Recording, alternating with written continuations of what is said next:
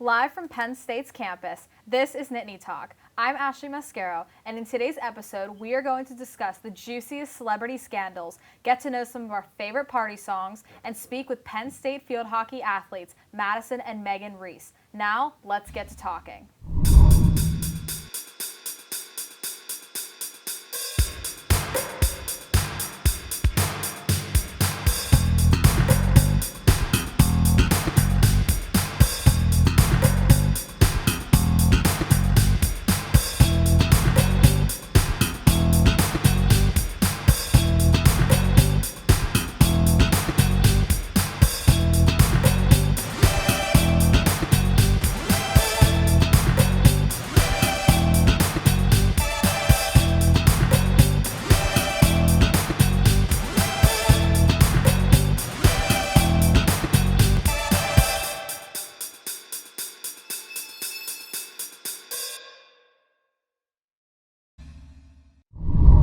Welcome back to Nittany Talk. My co-hosts, Katherine Schreiner, Paloma Front, Courtney Green, and I will be discussing the most jaw-dropping scandals and news that have been buzzing recently in the celebrity world.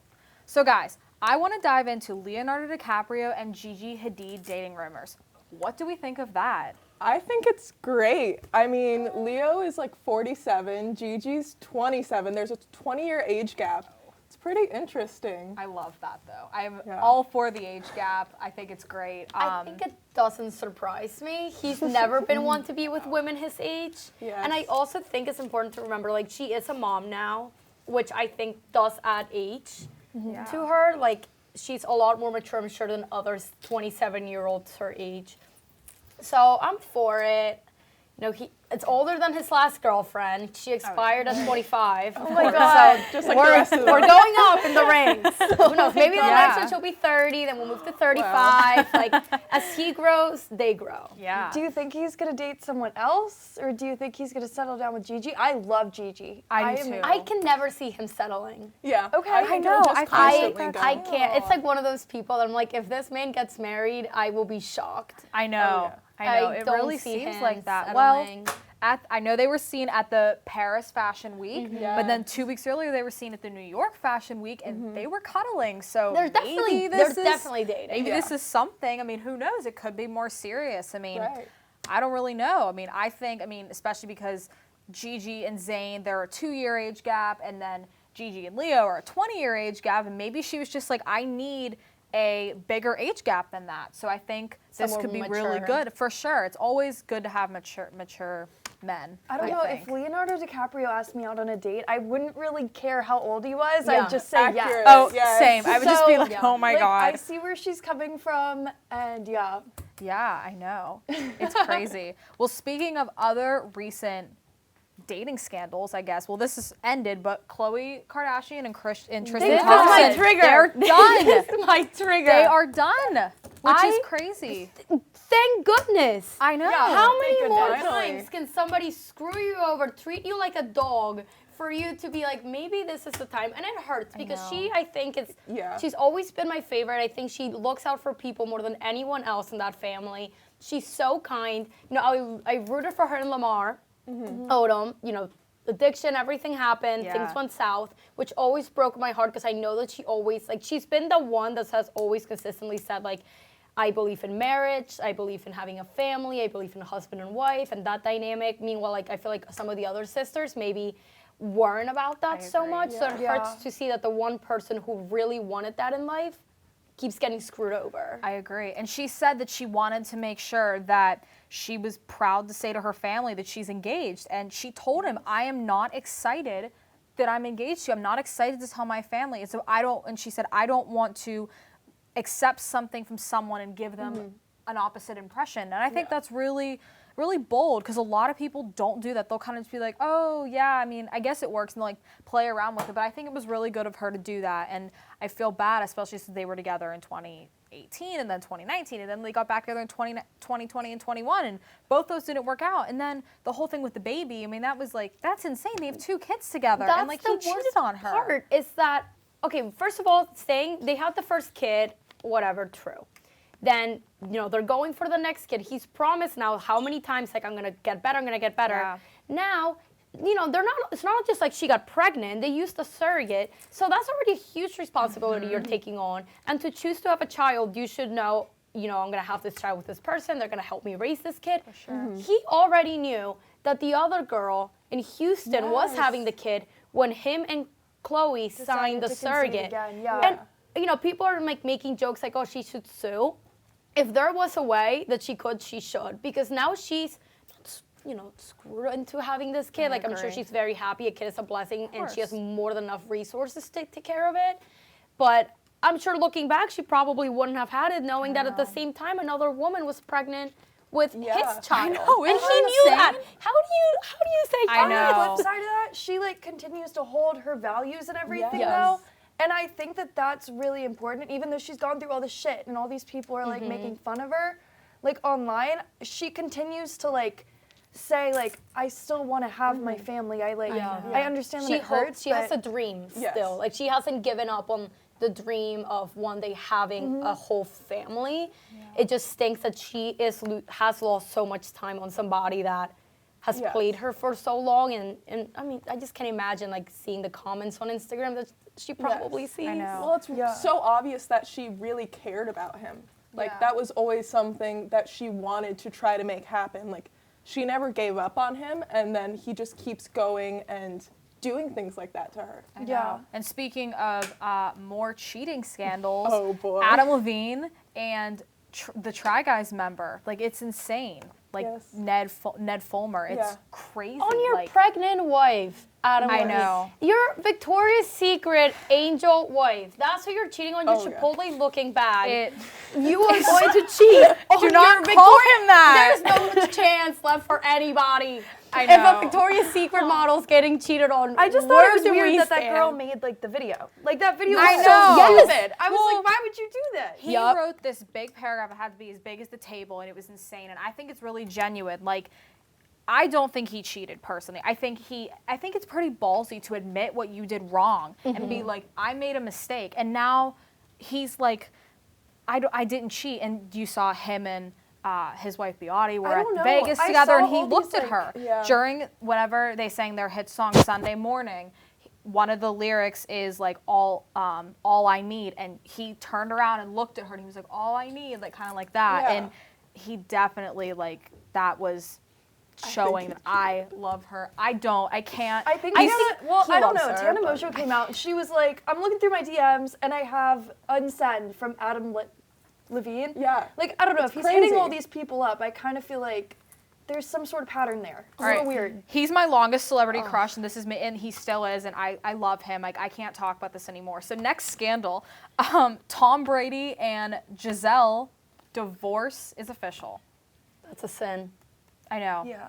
It's crazy. It's so insane. It really is. And we don't know much about that. It just came out today, so we'll find out. Oh, yeah, there will definitely be more on that. Our next scandal topic, we'll be able to discuss that more. Most definitely. Well, that's enough scandals for today. Stay tuned for our next segment where we listen to our favorite party songs. For Nittany Talk, I'm Ashley Mascaro. Definitely not one of my favorites. I love it. What are you talking about? I think it's stupid. But it's funny. It is funny. It is funny. It's funny. And then I'm like over on the side. Oh my gosh, I love that. That's actually something I was going to ask you. I was like, how special is it to be able to play collegiate, like at this level?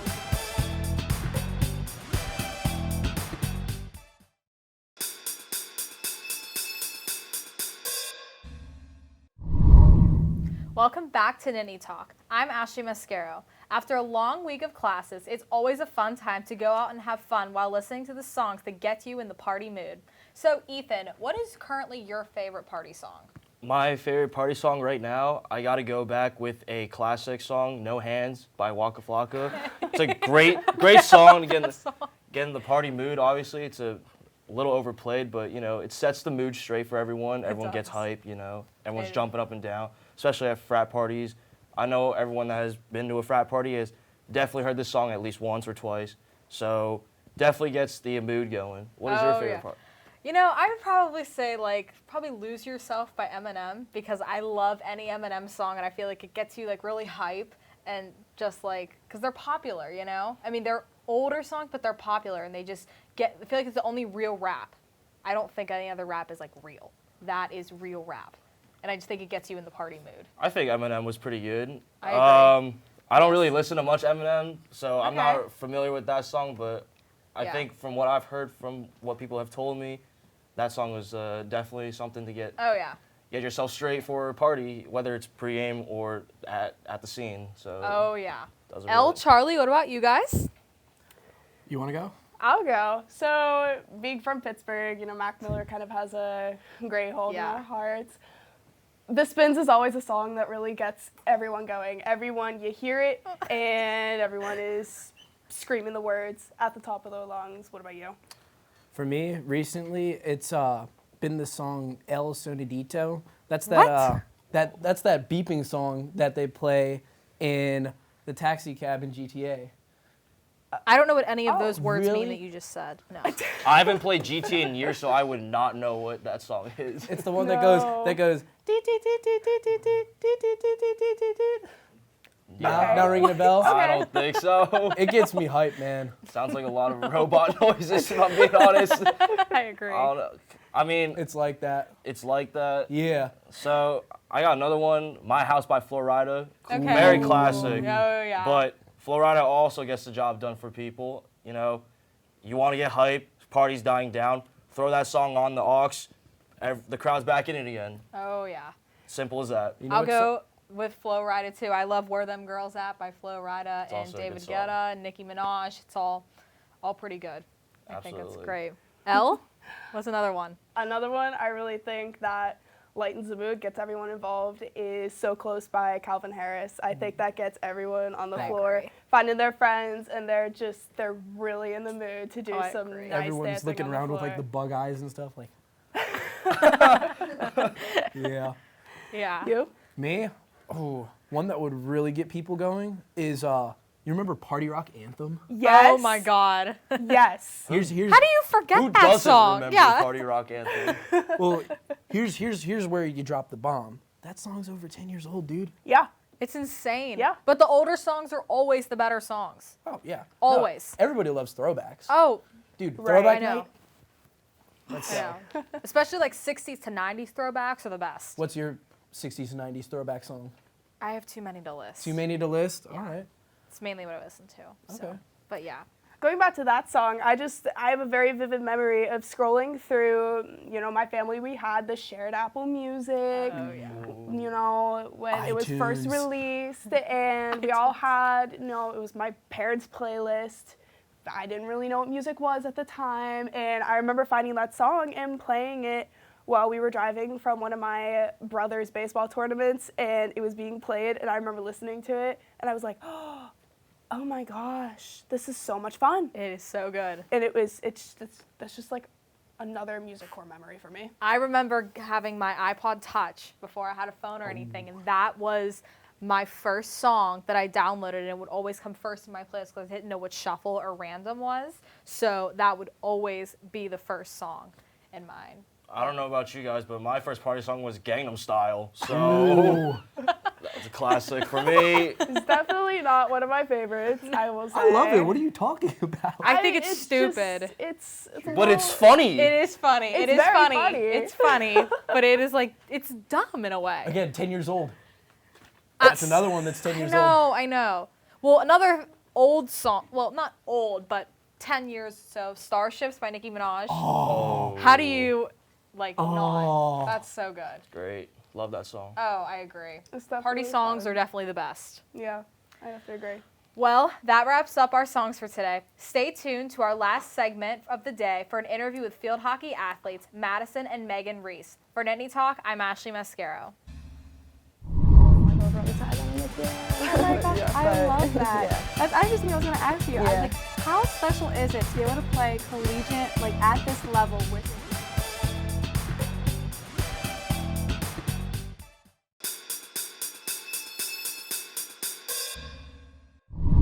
Welcome back to Nittany Talk. I'm Sadie Protsy, and today I have the absolute pleasure of interviewing Meghan and Madison from the Penn State field hockey team. Great to have you on our show. Thank you so much for coming. Of course. I want to get straight into it. Can you explain your dynamic as a team this season and what makes this season so special? Because I know you guys are ranked number 5 now, Yeah. and that's pretty amazing. Yeah. I'll let you start because you're the captain. team dynamic. I think everyone is just so committed to working hard, and like we push each other to be better. And I think because we're all so like bought into the program and our core values as a team, it just like makes each win and like where we're trying to go with our season just that much more special.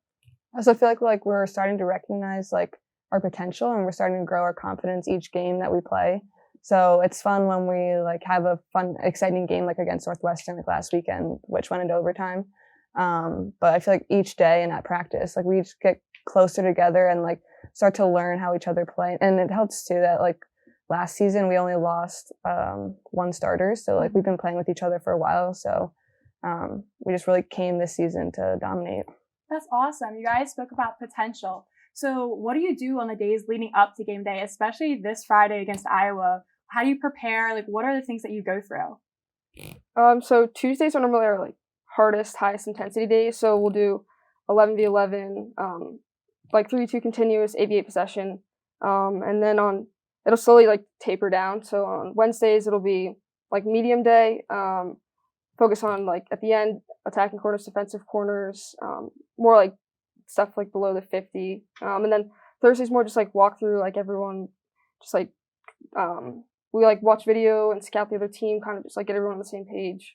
And then Friday we just come in ready to go. And added on to that, Thursdays we usually meet with our sports psychologist Adriana, and she kind of helps us like get in the mindset of like areas of growth or areas that like we felt like we've improved on throughout the season.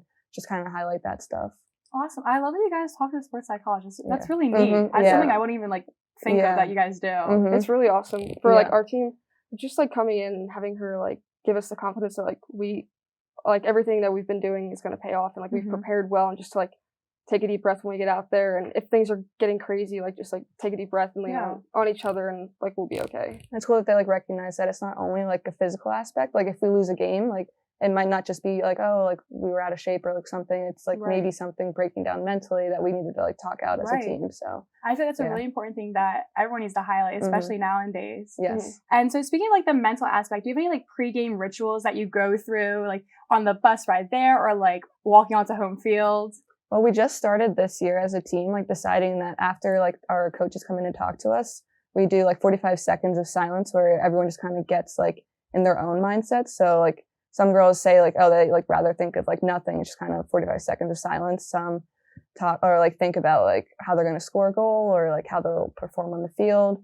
But I think it kind of like brings a moment of like silence for us all, just to kind of like breathe as one, I guess, and just kind of like get like mentally ready to go out and to win. Yeah.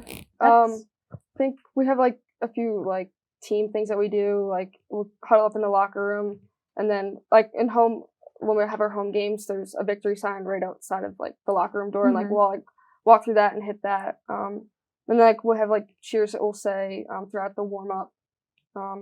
But yeah, my favorite thing though is before each like quarter of the game, I always yell out like, "Go Megan!" and then like I'm like, if it's not a good corner, she doesn't hear me, and she doesn't like, she usually like is kind of like so focused, like it's just like a sly little like puts up her hand, and then I'm like over on the sideline, I'm like, yeah. Oh my gosh, I love that. That's actually something I was going to ask you. I was like, how special is it to be able to play collegiate like at this level with your twin sister? Yeah.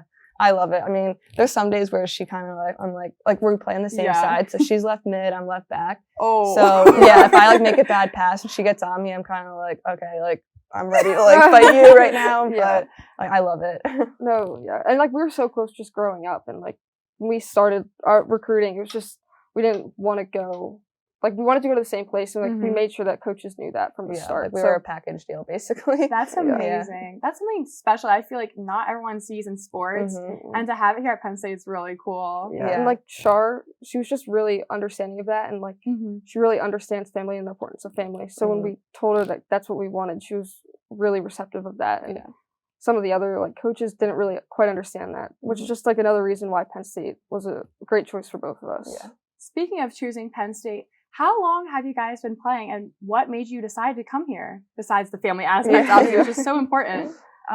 So we've been playing since 7th grade. So we at first started as soccer players, like since we were like 2 years old. And then our mom played collegiate field hockey at Messiah. So then she was like, oh, like our middle school didn't offer like a soccer team, and they only offered field hockey. So she's like, "Oh, you guys should just like try it out." So we did. We ended up loving it. And then we just kind of like, I'm one of 4. So yeah, we have 2 younger sisters. Yeah. And our parents like, yeah, like we can't afford to send like you guys to college, so like you guys are gonna have to like scholarships and stuff like that. And comparing to soccer and field hockey, our dad's kind of like looked at the numbers or something, crunched the numbers, whatever, and he's like, field hockey, like you have a stronger chance of doing that. So well, we were both like honestly better at field hockey than soccer.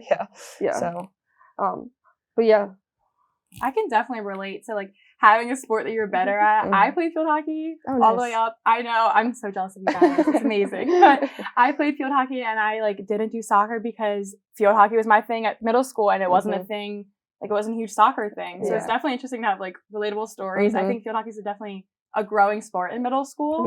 It definitely is. And just like leading up to middle school and high school and then going to collegiate level, what do you think is the difference in preparing for game days? Because I mean, it's huge going from high school rivals to all of a sudden Big Ten rivals. I feel like collegiate, you can't take any team for granted. Like there's no easy game. Like if you have the thought that, oh, today's gonna be an easy game, like you're gonna get crushed. Right.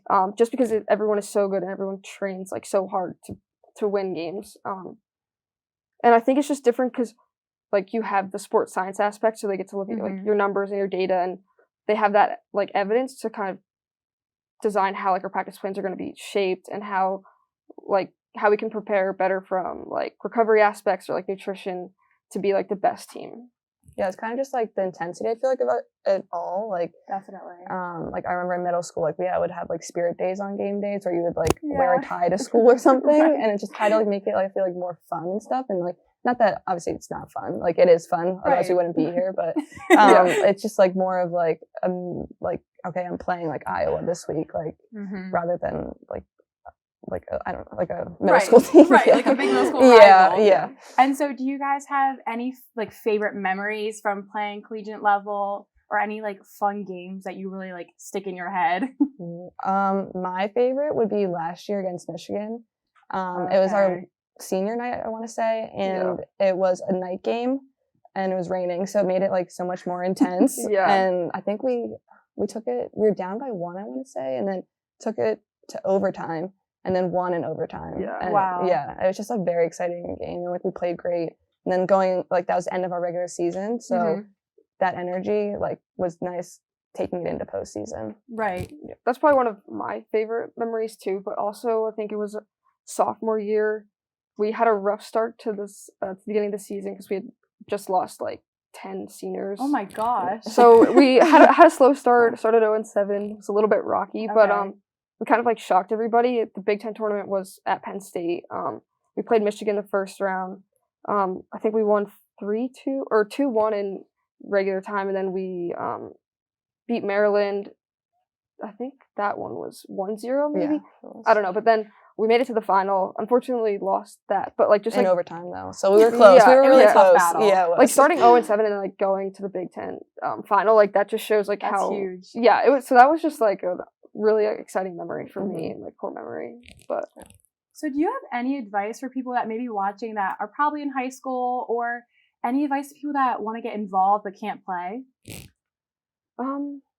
Like something like fun. Like what would you consider as like a fun thing to do besides like coming to the games?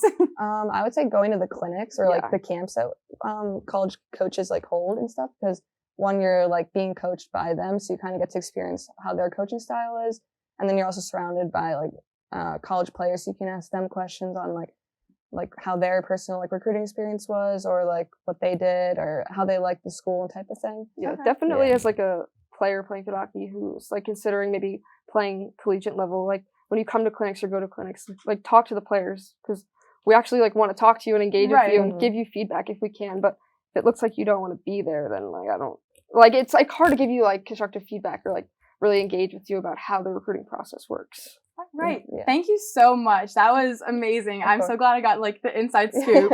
That's all we have time for today. Thank you so much again, Megan and Madison, for coming. For Nittany Talk, I'm Sadie Pratzi, and we'll see you next time.